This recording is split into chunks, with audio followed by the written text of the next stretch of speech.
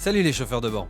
La trade deadline approche à grands pas et bien sûr, on est tous scotchés aux annonces des gourous de l'info en NBA, espérant voir pleuvoir des Vosges bombes et autres Shams bombes.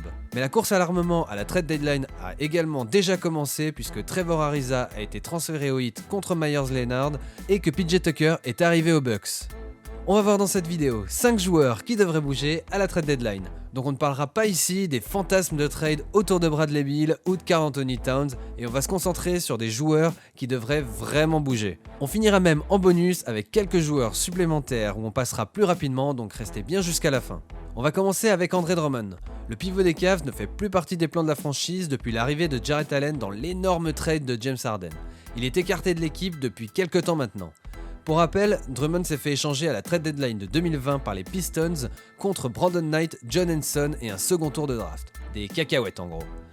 Et au vu de son contrat de près de 29 millions de dollars pour cette année, autant vous dire que ça va être chaud de trouver un trade pour les Cavs. La plupart des contenders attendent surtout que Drummond négocie un buyout pour pouvoir le signer au minimum vétéran, ce serait quand même beaucoup plus simple. On a notamment les Lakers qui bavent littéralement en imaginant le pivot dans leur raquette avec Anthony Davis. Ils sont d'ailleurs persuadés que Drummond les rejoindra en cas de buyout. Mais d'autres équipes comme les Nets, les Celtics et le Heat sont également sur le coup. J'ai du mal à voir un trade se mettre en place pour Drummond au vu de son salaire. Je pense qu'il va négocier un buyout et rejoindre un contender. Je vais me mouiller et mettre une pièce sur les Lakers. Oui, Papy LeBron a besoin d'un nouveau back-to-back. D'ailleurs, si toi aussi tu vas aller jouer avec LeBron, abonne-toi à cette chaîne et j'irai lui en toucher un petit mot. Mais non, c'est pas une arnaque. Autre gros joueur qui a été écarté du groupe par sa franchise à l'heure actuelle, LaMarcus Aldridge. Après 5 saisons passées aux Spurs, il n'a jamais vraiment eu l'impact espéré malgré des performances très respectables. Aujourd'hui, les Spurs veulent donner un maximum de temps de jeu à leurs genoux. Plusieurs équipes se sont déjà renseignées auprès des Spurs, dont le Heat et les Celtics. Le Heat a même déjà fait une offre en proposant Avery Bradley, Mo Harkless, Myers Leonard et éventuellement un pick de draft.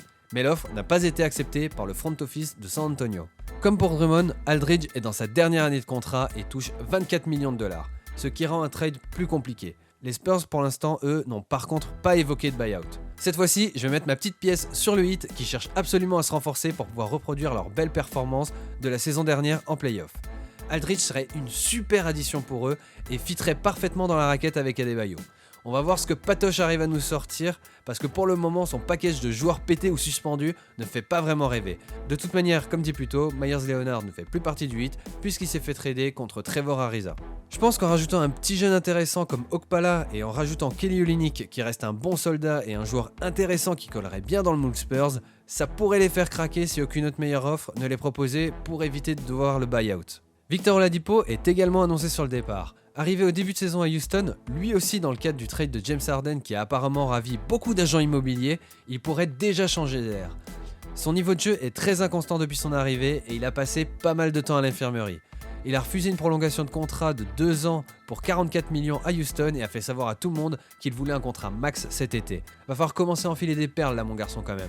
Houston, qui est en mode full rebuild, pourrait se laisser tenter et s'en séparer pour ne pas le laisser partir gratos à la fin de la saison.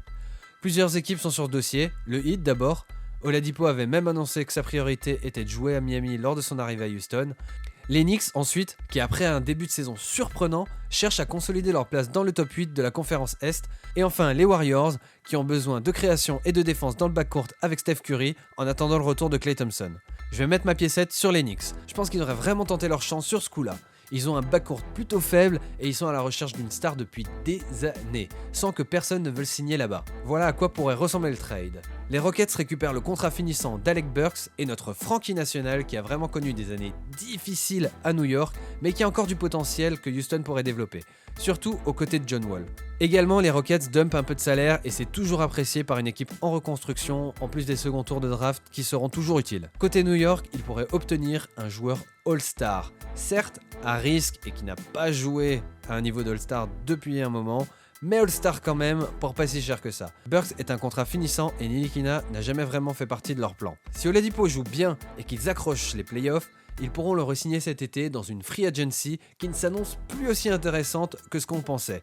Et si le fit ne prend pas du tout, ils auront au moins tenté quelque chose pour améliorer leur effectif. Des rumeurs de transfert entourent également Kyle Lowry. Celui devenu une légende de la franchise arrive au bout de son contrat et les résultats décevants de l'équipe canadienne pourraient les pousser à tourner la page Lowry et passer en mode rebuild autour de Fred VanVleet, Pascal Siakam et Chris Boucher. Là encore, beaucoup d'équipes sont sur le coup, dont le Heat, qui est en fait sur tous les dossiers, mais ils pourront pas voir tout le monde, faudra les prévenir.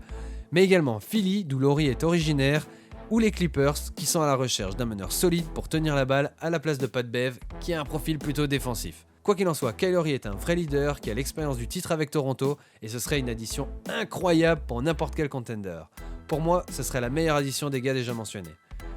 Je vois bien les Clippers pousser pour un trade parce que Lowry répondrait vraiment à leurs besoins. Ils pourraient monter un package Pat Bev, Lou Will et Zubac pour récupérer Lowry. On rajoute un petit jeune comme Terrence Mann pour vraiment intéresser les Raptors, vu que les Clippers ne sont pas trop fournis en pick de draft. Lou Will n'est plus si fort que ça cette année en sortie de banc. Pat Bev est génial en défense mais n'est pas le meneur gestionnaire que recherchent les Clippers.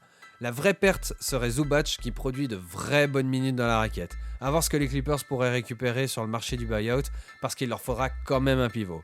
Que ce soit Drummond, McGee ou même un Whiteside, si jamais vraiment il n'y a pas d'autre choix. Toronto, eux, récupèrent beaucoup de joueurs qu'ils vont pouvoir utiliser tout de suite. Ils ne sont pas en mode totale reconstruction et avoir un Lou Will en sortie de banc, un Pat Bev en chien de garde aux côtés de VanVleet et un Zubac qui est un jeune très intéressant les aidera grandement à redevenir plus compétitifs à l'Est. Bon, ce trade, je suis d'accord, il est quand même plutôt risqué pour les Clippers et il est possible qu'ils se rabattent sur une option moins coûteuse comme Ricky Rubio ou George Hill.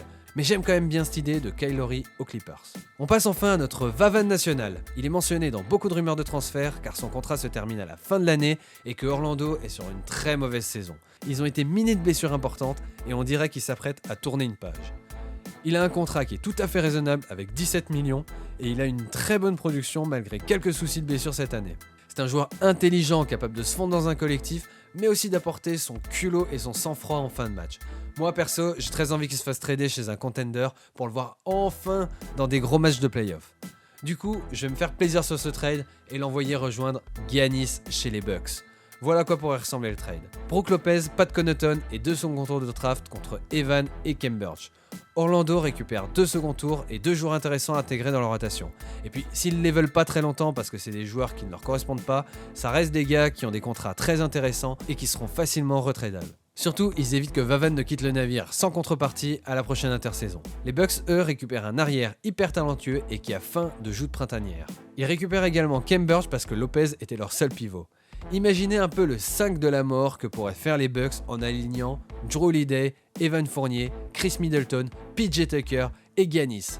Pouah, ça serait vraiment du lourd. Je pense que les Bucks, ils ont vraiment besoin de faire ce genre de trade parce qu'il va falloir, après 2 années de déception en playoff, pouvoir rivaliser avec les Nets et Philly qui ont des effectifs très fournis. Pour finir, on va passer rapidement sur plusieurs autres joueurs qui pourraient bouger. John Collins à Atlanta est mentionné dans beaucoup de rumeurs de trade. Il est dans sa dernière année de contrat et Atlanta doit décider s'ils veulent le payer ou avoir une contrepartie maintenant. Les Kings font comme d'hab une saison décevante et certains joueurs pourraient bouger. Les Celtics auraient fait de Barnes une de leurs priorités. C'est pas vraiment leur plus gros besoin, mais Barnes pourrait ajouter beaucoup de liants, qui était le rôle que devait avoir Gordon Hayward dans cette équipe. Et Buddy Hield pourrait également bouger pour laisser le champ libre et faire de la place à Tyrese Haliburton. Orlando cherche un point de chute pour Aaron Gordon et les Wolves font partie des équipes qui seraient plutôt chaudes pour le récupérer. Beaucoup d'autres noms sont mentionnés dans les rumeurs, mais on va s'arrêter ici pour le moment. N'hésitez pas à balancer vos prédictions dans les commentaires sur qui finira où. N'oubliez pas non plus de lâcher un petit like et de vous abonner pour ne rien rater. Sur ce, les chauffeurs de banc, je vous dis à la prochaine. Ciao.